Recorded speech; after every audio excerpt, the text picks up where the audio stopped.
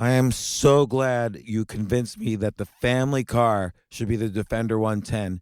It is so beautiful inside, it's so comfortable, and it just feels indestructible. Yes, it really is. I've been waiting a long time for the new model to come out. The Defender 110, I'm telling you, it's my favorite car of all times. It's my third one. You know, I have stories of going off road. The guy managed the group. He was like, "What are you doing in this beautiful car?" I'm like, "I'm going off road." He's like, "Are you sure? Because you can use one of ours." And then they look like Mad Max cars. I'm like, "No, no, no, no, we're going to do this." And he was shocked. Wow.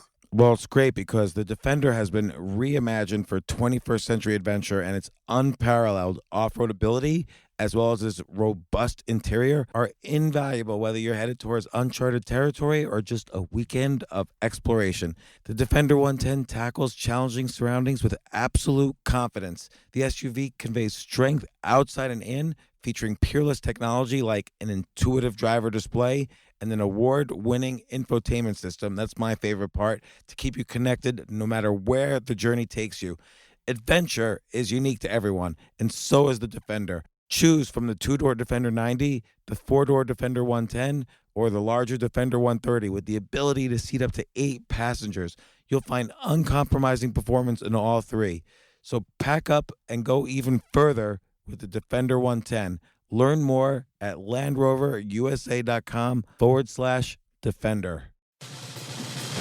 These days, we're all investors, trying to be smart with our money despite our worst impulses. But at iShares, we believe that deep down inside of every investor is a better investor. One that's just waiting to be let out. Explore iShares ETFs and insights and let your best investor out. Visit iShares.com for more information.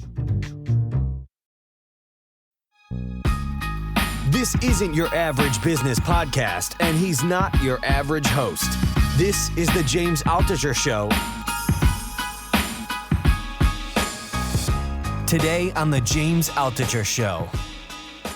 Is there going to be Civil War II? I mean, the thought would have been ridiculous to me even a few years ago. But last year, I actually heard smart people on both sides of the aisle. This is not political. On both sides, people were saying, oh, we're going to secede if this happens, if XYZ happens. And again, I heard this from Democrats. I heard this from Republicans. I heard this from Libertarians. But what happens if there's a Civil War II? So I brought on Clay Martin. He's a former Green Beret. He's been there, done that. He's seen civil wars in action. He wrote a book, Prairie Fire, Guidebook for Surviving Civil War II. Here's Clay Martin to tell us how to do it.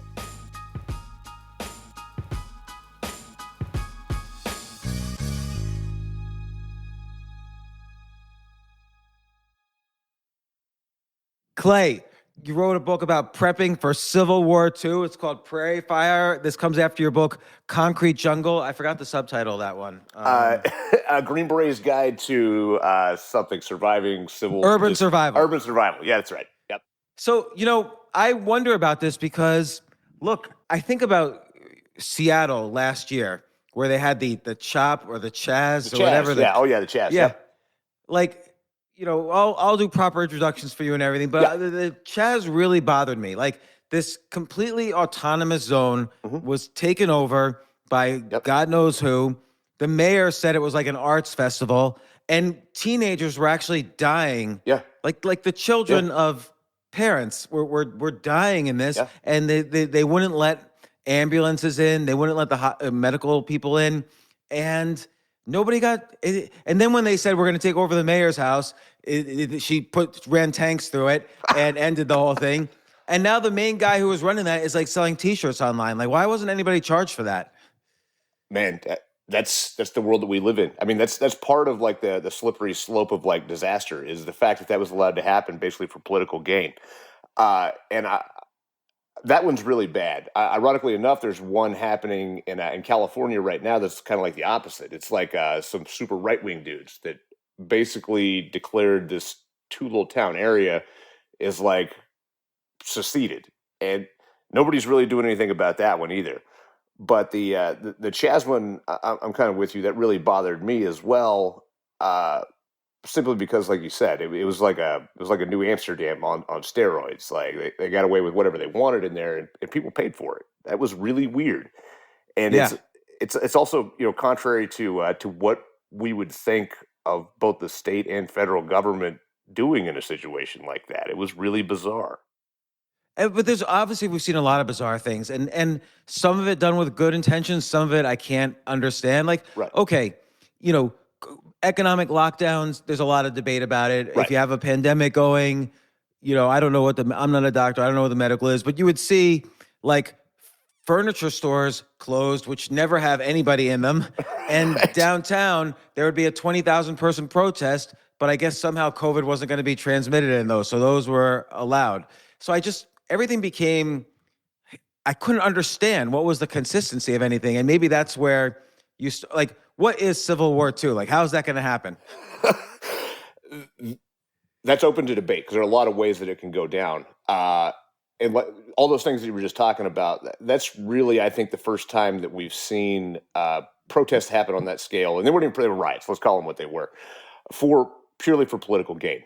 And basically what I came to the conclusion of probably about mid-July of 2020, I mean, that was actually a well-funded color revolution. All that BLM stuff that started was the beginning phases of a color revolution that was in What do you mean by color revolution? Color revolution is this term that loosely means, we started this in the early 90s. It was kind of like using a nonviolent, mostly, protest movement to overthrow a government. And it worked in a lot of ways because, in the 90s starting, they wouldn't really let you like machine gun protesters anymore. World opinion would instantly turn against you.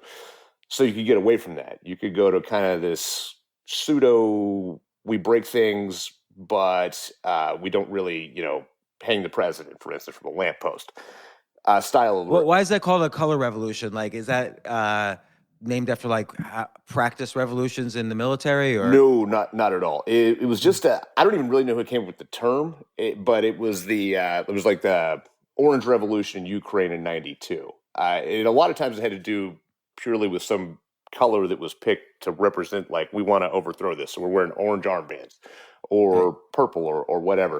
And this kind of became known as color revolutions, and we were behind a lot of those. It's kind of like what our government does.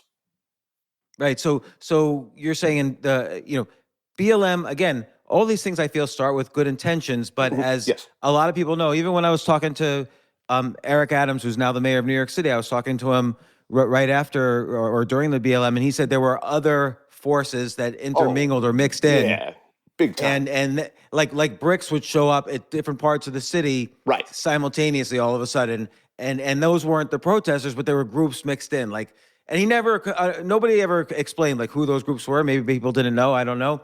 But like all of these things together, like, is this like what happens? That's actually a hallmark of a color revolution, because a lot of times you don't have, like, if I'm a little Langley CA nerd or whatever, and I want to go over to Ukraine and have a color revolution, there has to be a legitimate grievance to start with. I can't just go in and mass make up half the country to freak out and have a protest over nothing.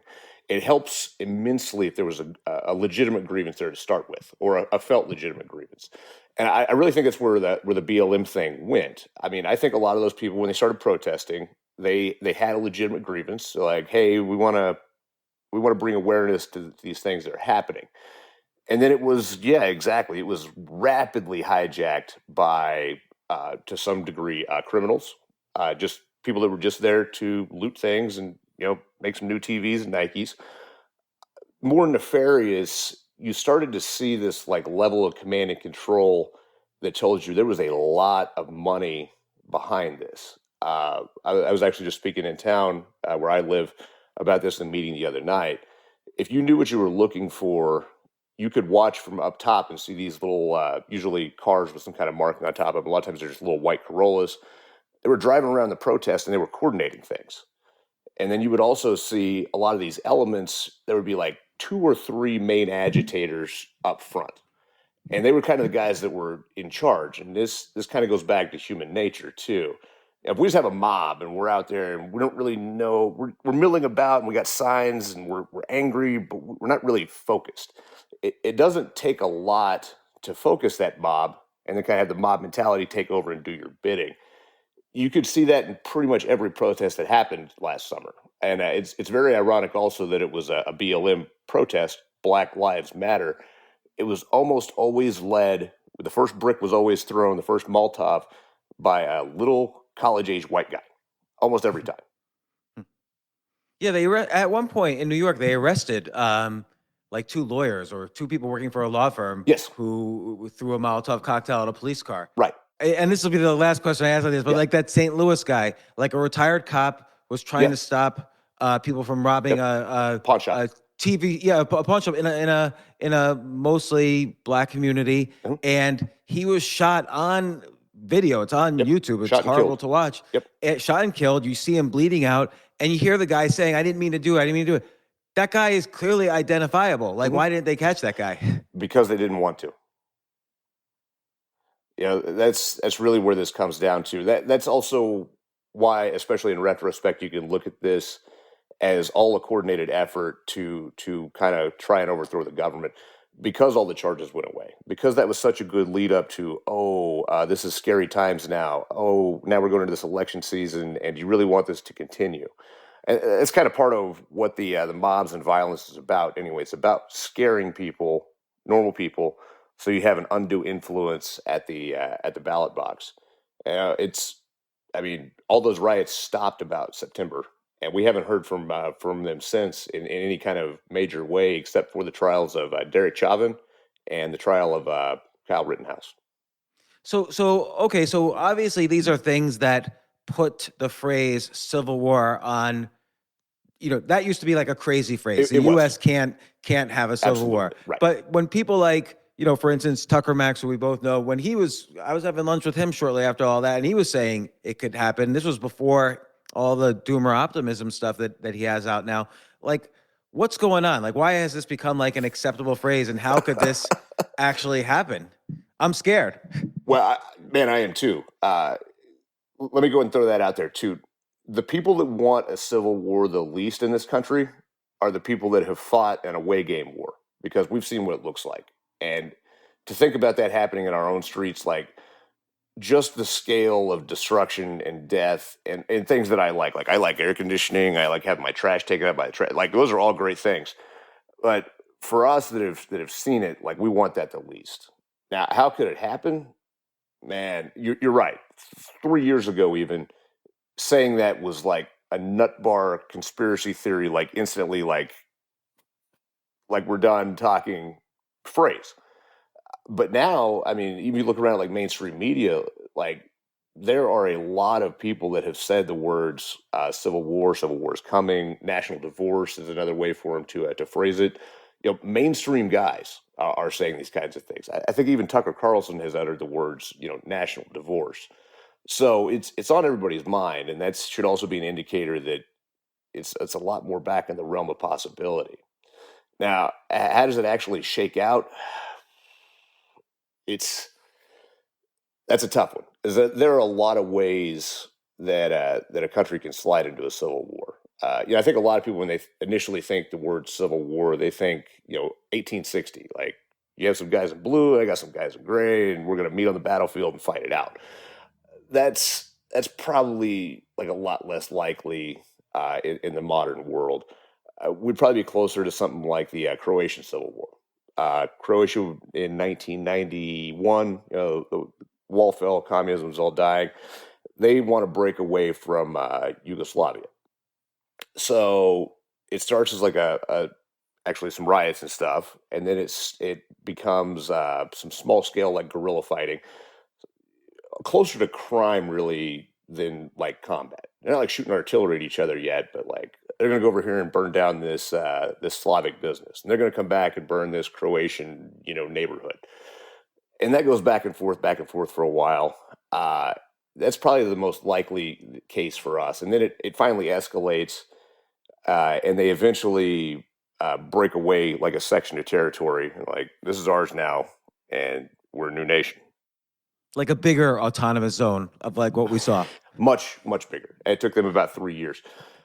So what's the sequence of events that could trigger anything here? And of course, your book is about not how do we fight it, but how do we survive it? Right. And that's what I'm like. I don't want to fight in anything, but I do want to survive if things go bad. Well, on top of which, it's funny that it would even be illegal for me to say this is how we win it. Hmm. That gets right back into like the Treason Act, that kind of thing. But survive it is a big piece, and But what's the sequence of events that could like even lead to it right here? well, like I said, there's multiple ways for this to go. The one that I covered in the book obviously didn't happen yet. So I saw the fact that the election would probably be contested coming about July, and I think a lot of other people did too. Like we knew this was not going to be a normal sequence of events, but I also didn't think that it would be as maybe blatantly screwed up as it was. So one of the ways that it could have gone, and still could go after the 22 or the 24, is most likely action of events. Like I said, this is not 1860. I don't think that a state's going to be like, that's it, we're out of the Union, we secede, like South Carolina did. If for no other reason, that's been kind of settled by Lincoln Doctrine. Like you can't leave because we'll send dudes with bayonets to make sure that you don't leave. But it is very easy for, especially a coalition of states, let's say like Oklahoma, Kansas, Nebraska, Missouri, and Arkansas, to say after the 24 election, like, that was in no way legit, and we do not recognize that government that's sitting as the rightful government of the United States, and now we have a government in exile over here with our government. That's a much more likely scenario. And then, of course, the U.S. government will respond. And by the way, I'm not saying this is a good thing or a bad thing. It's just a thing. But yeah, it's just a thing that could happen because it was scary around election time. You're right. Right. So the U.S. government could respond and say, listen, we're sending in troops and you're not doing that. Right. And those states are like, no, you're not. And it doesn't take cruise missiles to start a civil war. That can merely be as much as, okay, just like we did to end segregation, and we're sending the 82nd Airborne to your state, and they're going to take over your state house. And then, like, you have some protesters, and those guys show up, and then there's a pushing match, and then somebody starts pulling the trigger. That's how things escalate. That's how the cycle of violence starts, and it's easy to start, and it's very difficult to stop. And so at this time, like what's happening in terms of infrastructure? Is electricity being cut off? Is water being cut off? Is gas being cut off? Very probably. I mean, you talk about like phase 1, phase 2, phase 3. Right. Like it's in the phase 2 area where beginning of phase 3, things start to shut down. Right. And I mean, that's something that was talked about and not ever executed during coronavirus. Around about July, Trump, being in the White House at the time, talked openly about the idea of we might have to shut down interstate travel. We might have to have all the states close off their borders, which is pretty crazy. But yeah, that's an easy way for it to start.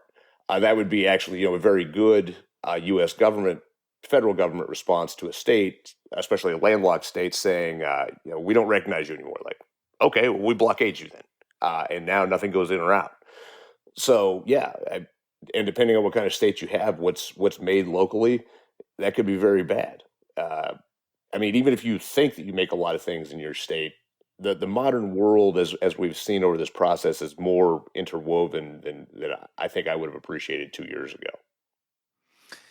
Yeah, I mean, I think it's hard. It was scary to realize how many of our goods were made in China when all this started. Oh, wow. Like I didn't realize that everything was essentially made there. Like even food that we grow here is sent there to be packaged and then sent back. Right, which is absolutely nuts. And our drugs are like our pharma drugs are all made there. Oh, that's terrifying. As well as, precursor chemicals for our refineries. We always think of ourselves as making a lot of fuel in the area where I'm at. Well, that's great. We do have a lot of refineries. We can make a lot of gas, but only in some cases if we can get the magical chemicals from China. So yeah, it's really wild how much that's true.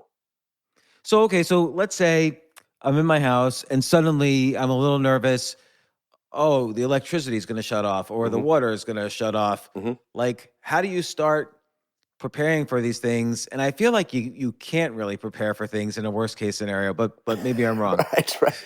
No, I mean, you make a very good point there. To me, that's kind of like tactical level prepping. That's like, okay, what do I need to, fill up my bathtub and have some beans in a bucket and that kind of thing. And that will get you through like the initial couple of days or couple of weeks. The biggest theme that I wanted people to take from both books actually is that you can't do it by yourself. Like Jimmy or Clay or whatever is not going to be fine in my house with like my stuff that I use my Visa card to acquire. And I use myself as an example for that a lot of the times. Like, I was a 15-year special operations guy. I have done all kinds of like Commando Steve ninja stuff, and I can't do this by myself. Like, there's not a chance. Like, I got to sleep sometimes. I can't even handle security alone at my house for an extended period of time because I'm going to take a nap. Like, this is how it is.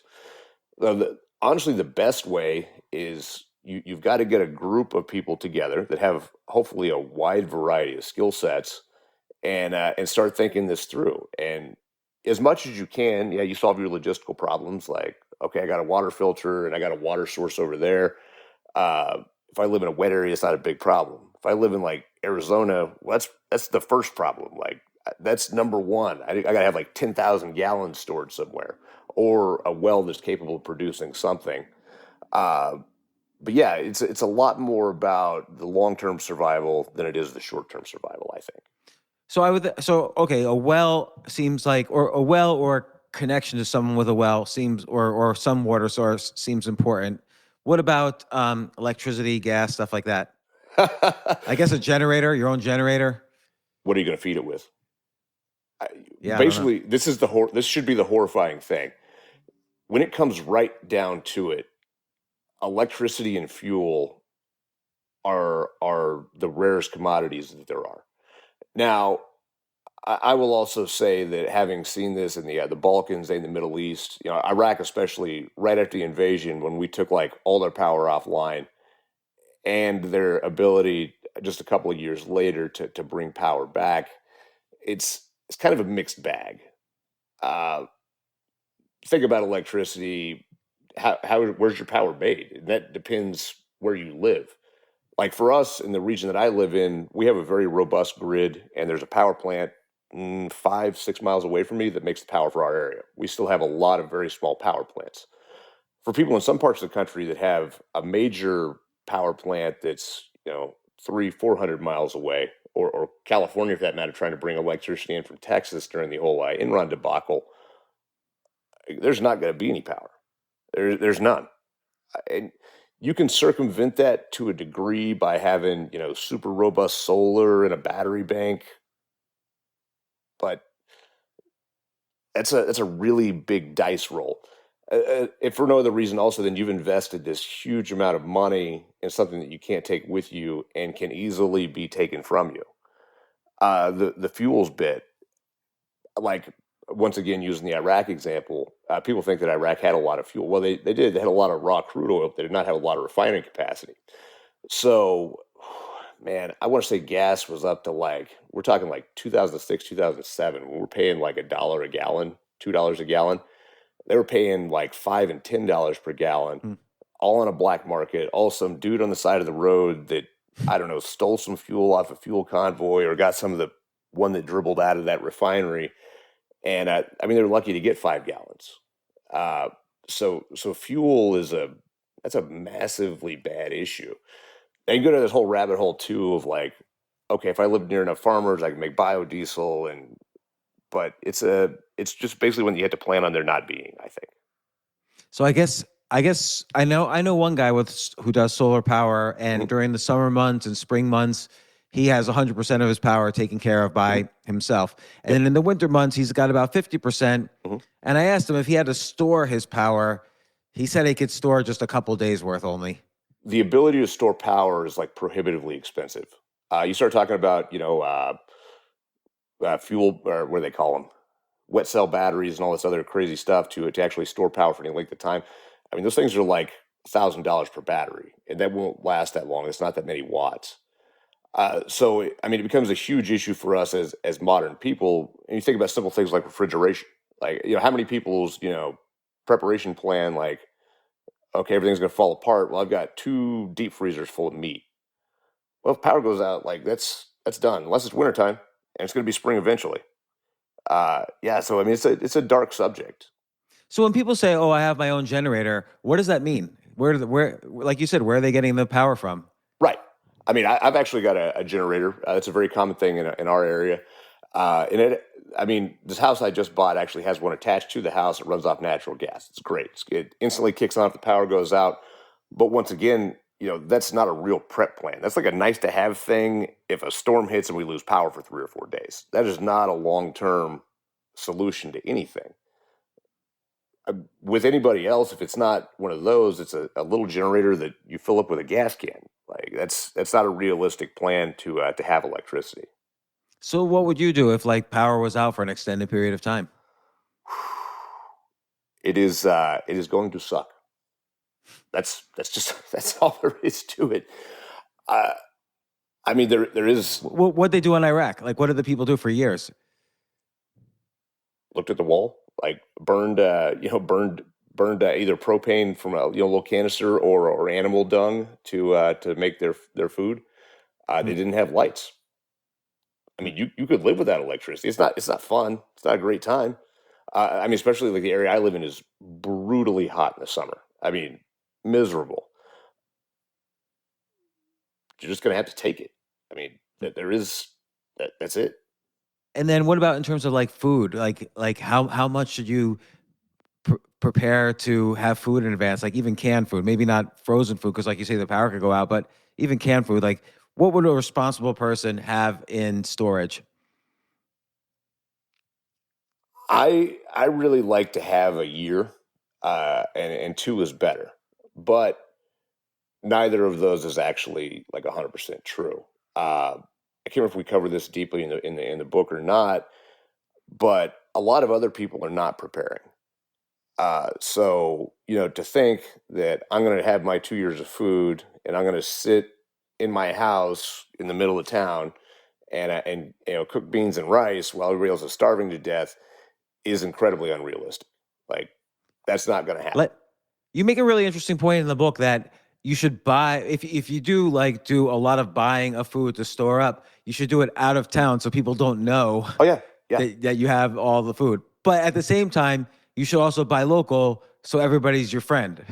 It's a catch-22, and that's like a lot of things in the prepping arena. Like, yeah, I think you should have all the food you can lay hands to right now. The bigger deal is to have a group of people and have them also thinking about buying the food. Is I guarantee you some of that is going to get siphoned off. It may be bribes. It may be a method of keeping some people that you don't even really like that much, but keeping them kind of like on your side so they don't burn your house down in the middle of the night.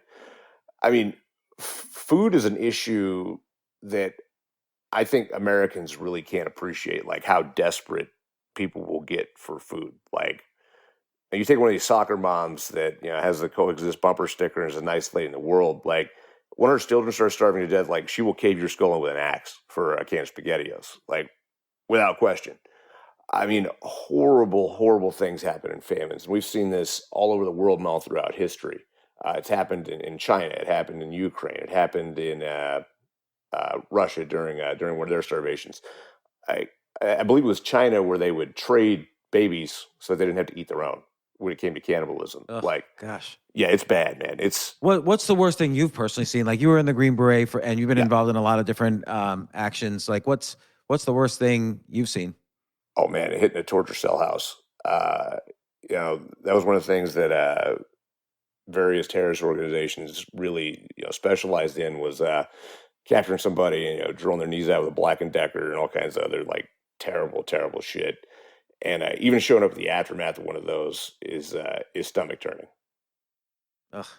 And like obviously everybody's seen torture in the movies, Yeah, but what's the difference between real life and the movies in that? it's not going to stop, and the good guys are not going to show up to rescue you, and you're going to die a horrible, horrible death.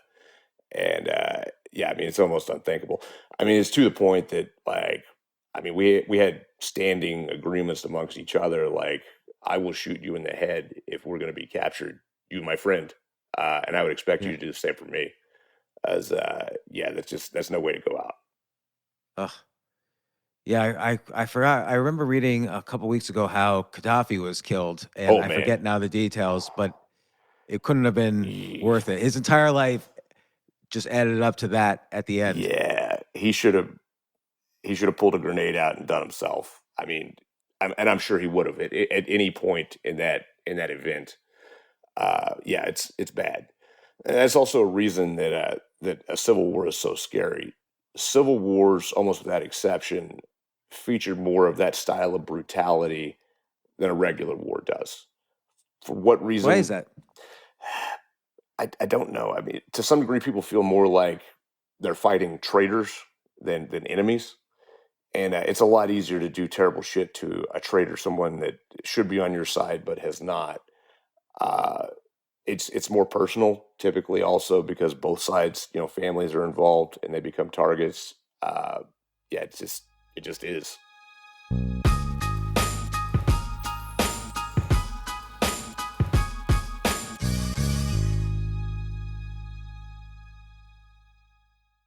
Oh my gosh, I love these clothes. Mizzen and Main. That's Mizzen and Main.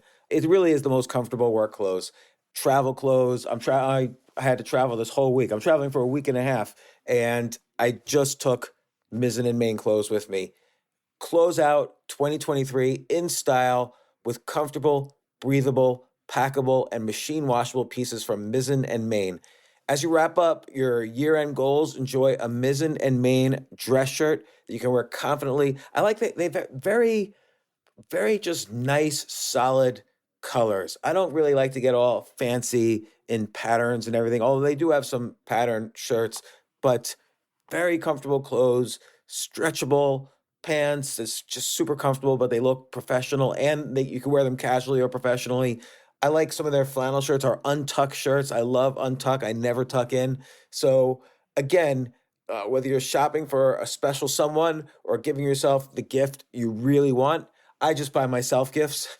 Mizzen and Main is the perfect gift for any guy who works, travels, and or cares about looking and feeling great. As you could tell by my many photos across the internet, I care about looking fantastic. I'm practically a model. And let's be honest, every guy loves to look great. So again, shop now at mizzenandmain.com and save 20% when you spend $130 or more using promo code James. That's promo code James at Mizzen and Main, Mizzen and Main.com.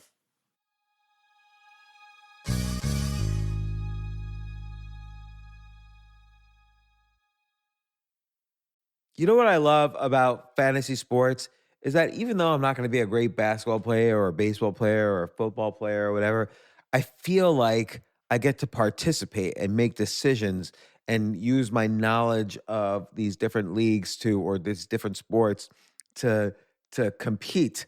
So it's like I can pick my team or I can pick my favorite players and I could use my knowledge to make predictions and maybe even make money. So with the basketball season here, you can now pick combo projections across football and basketball from the Specials League on Prize Picks. This is a league created specifically for combo projections that include two or more players from different sports or leagues. Want to play alongside some of Prize Picks' favorite players like rapper Meek Mill and comedian Andrew Schultz, who's also been a guest on this podcast, and I've been a guest on his?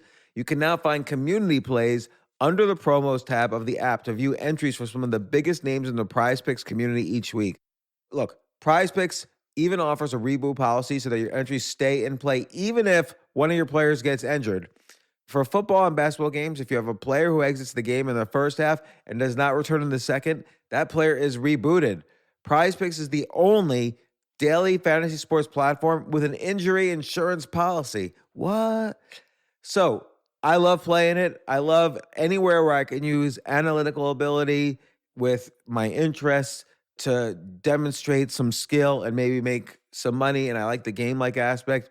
I do wish they had chess as a category on prizepicks.com, but I'll settle for what they've got. Maybe I should make my own fantasy chess league. But in any case, I love Prize Picks. Go to prizepicks.com/James. Use code James for a first deposit match up to $100. That's the easiest $100 you're ever going to make. So that's prizepicks.com/James and use code JAMES. Daily fantasy sports made easy.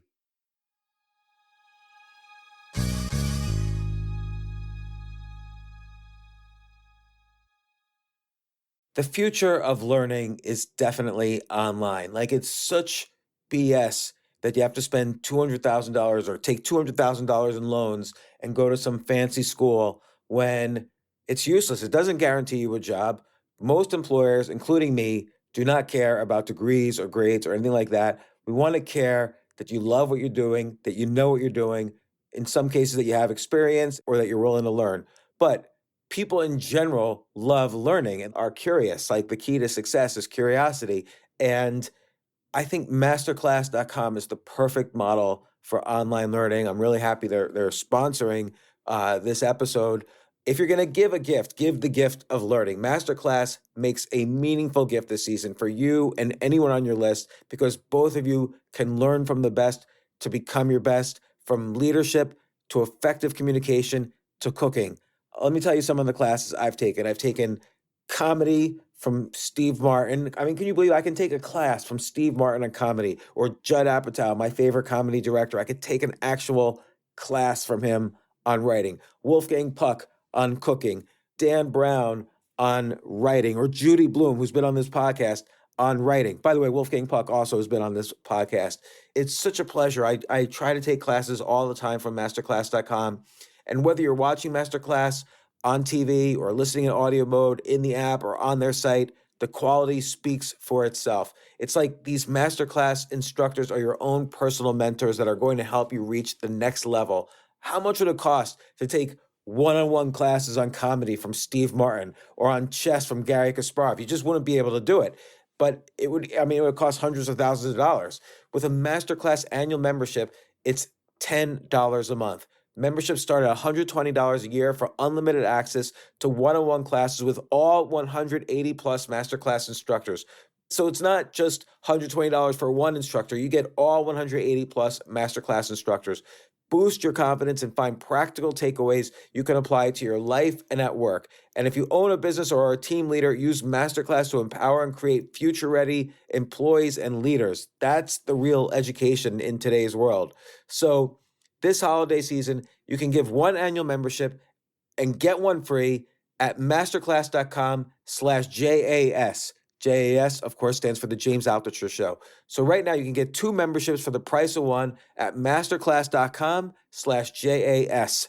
Masterclass.com/JAS. Offer terms apply.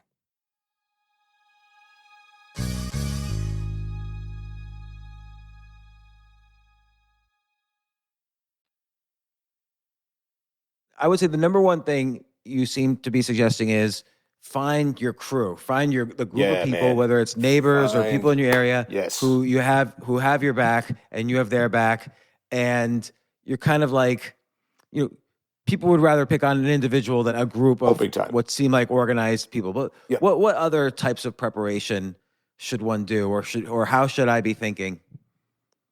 We should be, And not just me, but like anybody. And by the way, let's say the odds of this are like close to zero. They're still greater than they were, I feel, 10 years ago. Me too.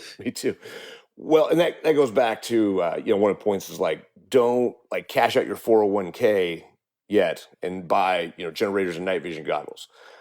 Now that's good advice right now on, January of 2022. Is that good advice in May of 2022? I don't know. There may come a time where you want to spend everything you've got on preparation work, but also don't think about buying your way out of trouble. Think about being mentally prepared, physically prepared. Fitness is a huge deal for both, surviving injury and your ability to take, mental kind of punishment. It makes you harder to kill in general in a fight. And it also makes it so you can stay up longer. You can take more punishment overall. And I guess probably the biggest thing about fitness is it also builds mental toughness. Every time you go to the weight room when you didn't want to, or run a mile when you didn't want to, you're building mental toughness, and that's going to be the biggest thing that we're going to need if this does go hot. Now, as far as the other piece of your question, like what should you be doing? Again, I cannot overemphasize enough that having a tight group of diverse friends that have different skill sets, also building those relationships now while there's not really a problem. It's any relationship that you build after things start falling apart is suspect. If I show up, we've never met before, and I'm like, hey, I broke down in your town during the middle of this crisis, and I noticed that you're eating. Well, I'm an ex Ranger commando, and I'll protect your house if you give me some of your food. Can you really trust that relationship? No, it's built on necessity, and it may be built on lies. Like, you don't know. So, I mean, it seems like there's nothing really to do. I mean, most people are not like, I appreciate the part about, find your group, but most people are not going to build kind of like a community of friends who will protect each other. They're already in their communities, they're already in their neighborhoods. Well, that's fine. I mean, do you have friends where you live? Yeah. But Okay. I mean, I just moved here, so I'm just getting to know Well, people. you got to work on it then. And that is one of the things, though, like having friends, and I don't care what they do for a living. Like, I don't care if they're all, some kind of weird thing. I don't care if they're all pacifists. Still having that group of friends that you've met in real, what we call meat space, at least you have a real relationship with them. And at least they're close enough also to influence things when things do go bad. The power goes out like nationwide today from an EMP strike or whatever. You don't have any more friends that are 20, 30 miles away from you. Like, those people don't exist in many ways. Unless you built some elaborate plan to take your family and walk out there with your backpack, they don't exist. Now, the vegan tattoo artist that didn't want to have a gun, she does exist, and you know her. There's still value in that relationship. All right. Those are still people that you can rely on. Those are people also that even as things go on, you can train to be more and more reliant. So no matter what, having like people is important. And then what skills do you think, like, for instance, I always ask this, like, and this is related, like, if you were transported to 1000 AD, like, King Arthur's court or whatever, what could you do to convince them to let you live? I feel I could do. I can't even plug in this microphone before a podcast. Like, what am I going to do? I have no skills. I have no real world skills. Immediately not die of dysentery. I don't know. Like, you could be a combat guy. Like, they always need more knights of the round table and stuff. Well, like, you could. How good am I against those guys, since I've spent most of my life working with a firearm and they've spent most of their life working with their hands or a sword? Like, I'm not sword fighting those guys. Like, that is not happening. So yeah, I mean, that's a very good question. You got to, I don't know, you just got to you have to use the time that you have now to build some of those skills if you didn't have any. Like, those guys, I would probably like grease myself up in some mud and jump one of them from this in a way that they wouldn't see it coming, because they weren't big on ambushes, and kind of work my way in. For somebody else, you do have time right now, and I don't know how much time you have. It might be 2 weeks, might be 3 years. But you've got to at least start working on the basics of, like, how to defend yourself. That should be, way high up the list. How to, cook, how to prepare food, store food. How to, cook that on, twigs that I can gather up in the park. One of the big things I'm going to say for anybody that lives in like a major metro area is you should be thinking about leaving. Is that those are the worst places to be when supplies are cut off or the fighting starts. Yeah, or at least not necessarily leaving beforehand, but having an exit plan. Like, I lived right next to the Ground Zero, the World Trade Center wow. on 9/11. Oh, wow. And, there was a debate, like, what if we really needed to leave and there was no way to leave, like that, because Manhattan's an island. Right. So that was something that was, a conversation then.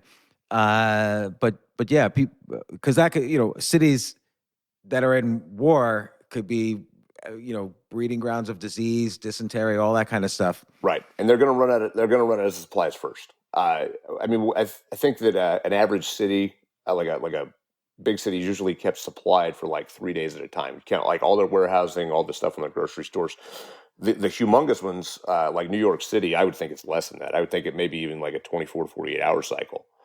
As well as, I mean, New York is actually, I will say, like, arguably the worst place to be in the entire world when like things go badly. I mean, for that reason, it's so big. All right, the chain or the supply chain to keep it alive are so small, as well as some of the the other like New York isms. Living in smaller houses and shopping every day. Is that still a thing that New Yorkers do? They shop for dinner stuff like every day at the bodega or whatever. Or they order. I mean, I do this. I do this still, and I don't live in New York right now. I order from Uber Eats every night. Right. Okay. Well, either way, that's not going to work anymore, obviously. And the people that typically shopped, more European style, like, okay, I'm going to stop at the bodega on the way home and get the stuff for dinner. Like, that's not going to work anymore. So that makes it, in many ways, like the worst place in the world to be. So what's the fastest way to learn? And I know these are like dumb questions, but like, No, they're not. What's Not the at all. what's the fastest way to learn how to defend myself? Because even if you take like, I don't know, martial arts at the local martial arts center, right, you're just man. learning what the Right. you're not really learning a real world situation. Right. I've I've actually thought about this quite a lot because this was a question that came to me a lot right after the pandemic started. So all of a sudden, a lot of people that had never once considered their own safety were very much considering their own safety. That was also one of the ways that you knew things were really weird. You had a lot of people that hated guns all of a sudden showed up at the gun store like, I'll take that one. Like, My business partner's his whole family owns pawn shops, and he said gun sales were just through the roof. oh, right, crazy, absolutely crazy. So I would say this: start with something, a tool that you can use right now that's super cheap. Go to Home Depot and buy a Vaughan roofing hammer. Basically, it's a hammer on one side and a hatchet on the other. All right, that's probably the easiest weapon in the entire universe to use because you instinctively you know how to hit a nail or you know how to swing a drumstick. It's the same thing. I could it be argued that a hatchet is not the best defensive weapon because I can get inside of it with a knife, all this other like high speed ninja. Yeah, okay, yeah, probably, but it's good enough. So go get you a hatchet. It's also not so big that you're gonna hang it in the doorway as you're trying to swing it at somebody. As well as like psychologically, uh, it still kind of counts as an impact weapon. And from a psychological perspective, for somebody that's never done violence before, an impact weapon is always easier to use than an edged weapon. What's an That's edge weapon?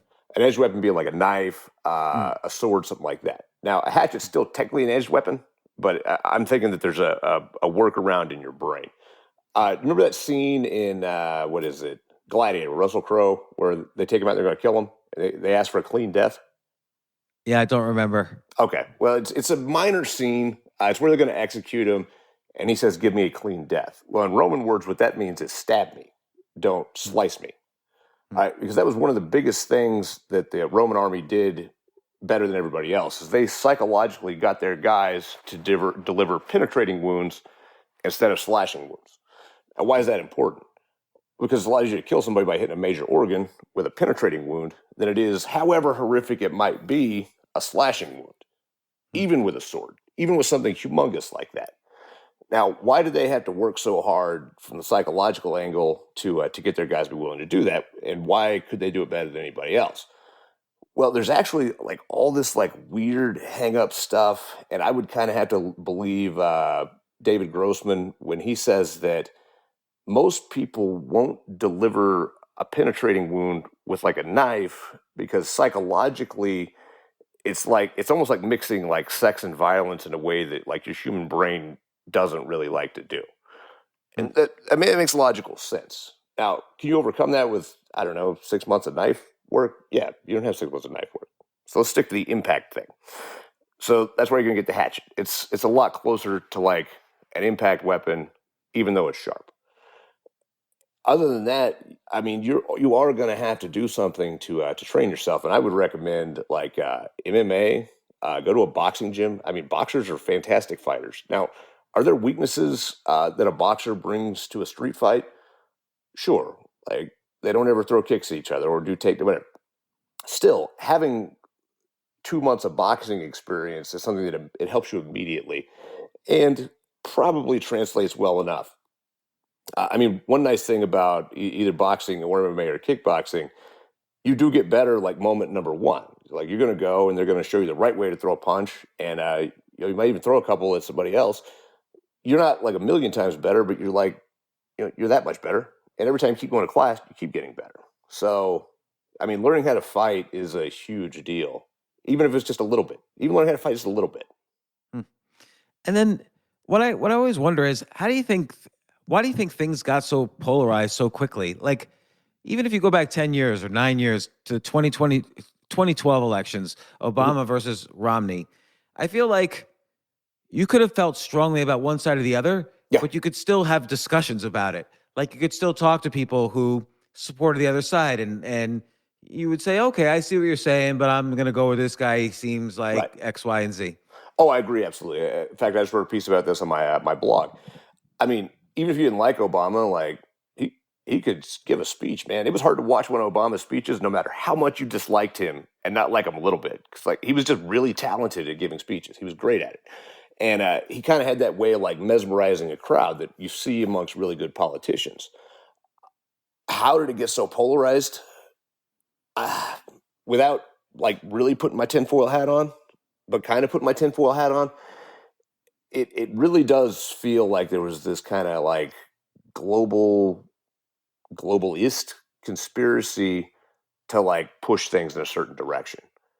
And I mean, that's really the only way I can explain it. To me, there's no way that things should have gotten so polarized in such a short period of time. I mean, to me, it's even weird that like communism is like the thing that we're fighting against right now. Like, I thought communism was dead in like 1988. I haven't thought about communism again since like they stopped making action movies about communism in like 1991.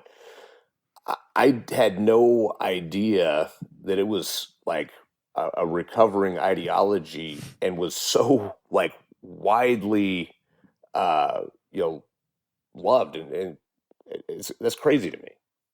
Yeah, I mean, you even look at just history. It's never worked in any country, and there's a reason. There's an economic reason for it. Is that the price? If you give up profits in a company, the price you pay for that is inefficiency. Right. So when a competitor comes in who's more efficient than you, and so they're able to squeeze out more with less, you have to get more efficient in order to generate profits, or you'll go out of business. So if you have all these competing companies getting more and more efficient versus countries where there's no profits, so they never have to fight for efficiency. That's why you see Soviet cars compared with U.S. cars or Japanese cars. There was a huge difference in the 80s. You can actually look back even further in time too. There was one colony of like Quakers or whatever in the early 1700s that decided, when they founded their little colony, whatever, they're like, "Hey, man, here's what we're gonna do. Everything we get, we're gonna put in a communal storehouse. Everything's gonna be groovy." They were like the first hippies ever, like even with their little weird buckles and stuff. And their first year, they almost starved to death because with no incentive of like, this is my stuff, and if I have excess, even I can sell it, and I'm going to make a better life for my family, this kind of thing. Nobody wanted to work. That's communism in a nutshell. Like, if nobody wants to work, if there's no incentive to work harder, who's going to? Yeah. I mean, you think that's why there's so many people who are not at work right now? Like, yeah, you go to a restaurant at half staff. Oh, I mean, absolutely. I mean, we're seeing it big time here. Every business in like the next 3 counties has hiring signs like, please, like, we need help, and a lot of those at significantly above minimum wage for the kind of job that it is, and they cannot find people. And I mean, it does make a lot of sense. I mean, if you're getting $600 a week in unemployment, or you can go work at the truck stop down the street for $400 a week, which one are you going to do? Yeah, and or if you just sit at home and do nothing. Well, that's what I mean. That's where the $600 a week comes from. That's what the unemployment benefit was for a while. Whereas, I mean, what does it work out to? I think a $10 an hour worker makes $400 a week before taxes. I mean, I was very confused about all this during the economic lockdowns, which the government was enforcing. You sort of had to pay people to not work because people wanted to go to work. Right. But if you pay too much, I mean, I even had these discussions with, the Larry Kudlow, who was the nation's economic advisor. Like, there's a fine line between supporting the people you're asking to shut down and even though they don't want to, and then and giving too much so that people just totally back off from working. Right. And, it would also, I think, for a lot of these people that had those kind of low paying jobs, I mean, it'd be really, if you took a year off, like you had some job that sucked, but that was what you had and it was just barely making it, and you got to take a year off and like do whatever you wanted, really. Like it would be really hard to go back to that, kind of bullshit job. And Yeah. it'd be rough. So these are some of the things I think that are probably contributing to the ideas that maybe there could be problems down the road. Like, what do you think?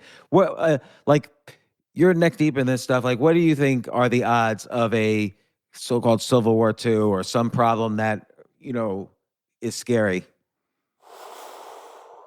Given the fact also that most Americans are pretty lazy and don't want anything bad to happen. That's actually that's actually what tempers my my belief that there will be one, because most people are too lazy to get involved. I mean, that is just the bottom line. There's a huge percentage of people that are like, can I like watch this on pay-per-view? Like, nah, okay, then I'm not going. I'm not participating. And that's actually kind of sad in a way too, because there's also, I mean, a pretty significant percentage of people that would just let like the government like stand on their neck with a jackboot rather than do something. So I'm going to call it like 70-30, with the 30 being the Civil War part. I say 70 against, 30% for, which is still high odds. I mean, those are really, really high odds, higher than I would like them to be. Because like 4 years ago, let's say 5 years ago, let's say before the Donald Trump era, those odds were like 95 not going to happen and like 5 going to happen. Right. And if it was the 5, it had to be like influenced by somebody outside too. Like there had to be some kind of like crazy event to make it happen. So yeah, I mean, I don't think it's great odds, but I think it actually goes up every day. And I mean, we could see some crazy things too. Like I think there's a huge number of people right now that are not going bananas because they still think that we can fix this through an electoral process. And if the 2022 election has the same kind of shenanigans that the 2020 election had, I think that changes the odds significantly. I think you could see some fireworks after that. So, it's interesting again. Like I feel like this is almost like a prequel to The Matrix. Like the Matrix movies never had a prequel. And I could just imagine though that it being like this, where, okay, everybody's told to stay at home. And then suddenly the biggest companies in the world are saying, hey, instead of staying home, why don't you come into this metaverse that we're building, like this virtual reality thing? It's going to be a lot of fun for everybody. And it just seems like this is how I would write a prequel to The Matrix, is like this. Right. So like you go into the metaverse and you actually pass out on your couch, and then here comes the Facebook moving truck. It pulls up in front of your house, comes in, puts you in a cocoon, carries you out. Yeah, bam, we're in the Matrix. Yeah. Yeah, where you live, it's a better life anyway, being in the metaverse. That was in the fine print of the contract that you didn't read. Yeah, there you go. Yeah, man. I mean, that's possible. That you're. It's a very good point. The other thing is like you got to look at what's happening in Australia and Europe. Like they're way crazier than we are right now, and you got to wonder, are those same kind of lockdowns and vaccine mandates and stuff coming here? And will our people really put up with that? As much as Americans are lazy and soft, like they also have like a strong history of rebellion. Like there are things. I mean, that's built into our DNA, and they are also armed to the teeth. So yeah, those are both wild cards. Now, you mentioned in the book you've done some private security work. Like you had clients in Montana or wherever they were there. You mentioned some rich clients that had to kind of appease the neighbors so as not to get them all upset. But do people really need private security?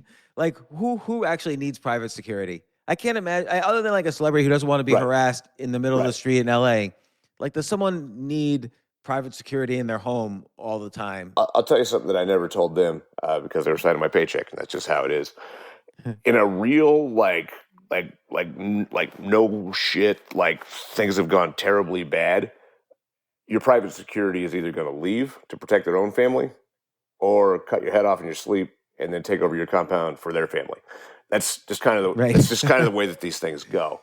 Like all these dudes, like celebrities or Bill Gates or anybody else that has like a massive amount of money and therefore needs private security now in a real like crisis event. It's not going to work out. The only people that are going to be able to have private armies at that point are like warlords. Like odds are the person that will be sitting in Bill Gates's compound, if that actually goes down, is whoever the toughest guy was that was on his security detail. Like his equivalent to like a colonel right now will be sitting in the big chair with the downflow of security goons. Right. Like if I was someone like Bill Gates or Jeff Bezos, I would be thinking, okay, my plan B or plan Z, whatever you want to call it, would be to change my appearance, figure out how to what is going to be valuable in terms of trading, and stock up on that in various locations around the country or the world, and get paperwork for another identity. Well, like that would be my plan Z. I would have a bunch of like dudes that are like gangsters around, but I would do more than just pay them I would hang out with them. I would build like a personal relationship so that they didn't want to cut my head off when push came to shove. And I would also build a plan where I brought them in like, here's what we're going to do. We are going to have a bunch of stuff to trade and protect us. That's how you keep yourself alive in a situation like that. That's like Green Beret 101. Like, okay, well, if there's going to be an insurgency, well, I'm going to have the biggest insurgent team. Yeah, so interesting. Well, Clay Martin, author of Prairie Fire, Guidebook for Surviving Civil War II, and Concrete Jungle, a Green Beret's Guide to Urban Survival. This is all so interesting simply because of the fact that we are having this conversation. It's like an interesting thing. It's nuts. Like you said, 3-4 years ago, this would be like some lunatic, like I don't even want to talk. This is so crazy. And now, I mean, it's mainstream. Like, people are talking about this over their dinner tables. It looks more and more like it's happening. I mean, they're putting up blast walls around the White House right now. Have you seen that? No. Yeah, starting last night, they've been bringing in those pre-made concrete barriers, the big ones. I mean, the big bastards like to stop rockets that we had overseas. And they're building a blast wall around the White House right now, which is, I mean, it's disconcerting. Like that's. Yeah, why do you think they're doing that? Why is it starting now? I mean, I have absolutely no idea. Know? Yeah, the popular sentiment on like Twitter today is the only reason they're doing this is they're planning on doing something that you're really not going to like, which makes sense. But I mean, I don't know. I mean, for all I know, they know there's a protest scheduled for Washington, D.C. or some kind of riot or something. But it's definitely something that's kind of without precedent, something that I've never seen before, and it's concerning. Wow. Well, look, if I show up at your place in the middle of the night, like, hey, I got you, man. Hey, Clay, I got you. I could fix your computer, and I don't even know if I could do that, to be honest. I could write a blog post. Can you bring Jay, the engineer, to fix my computer? In that case, you're cool. I can bring Jay. Jay's with me. He's not going to cut off my head, I don't think. So, well, and really, I mean, I think we have time. Figure out something that you can do in an environment where there's no electricity, and work on that. I mean, it could be as simple. I mean, you're an entertaining dude. I tell my friend Jesse Kelly this all the time. Like, he's going to survive the jihad because we've got to have somebody around to keep us entertained. Like, that's cool. Yeah, he's a funny guy. He's a funny guy. Like, well, hey, man, you're fine, brother. Yeah, but I mean, everybody should be working on their skills right now. Like, this is the training time. This is the montage, and the title fight's coming up, maybe. So be ready for it. Well, thank you very much, Clay, and come on again, and I'm going to try to get ready, and we'll see if I'm improving.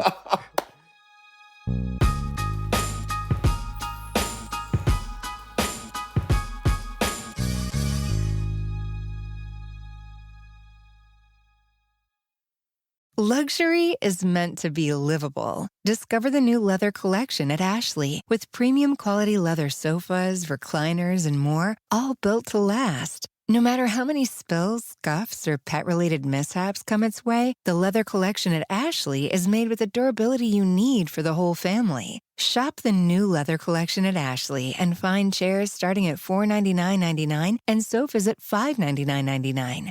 Ashley, for the love of home.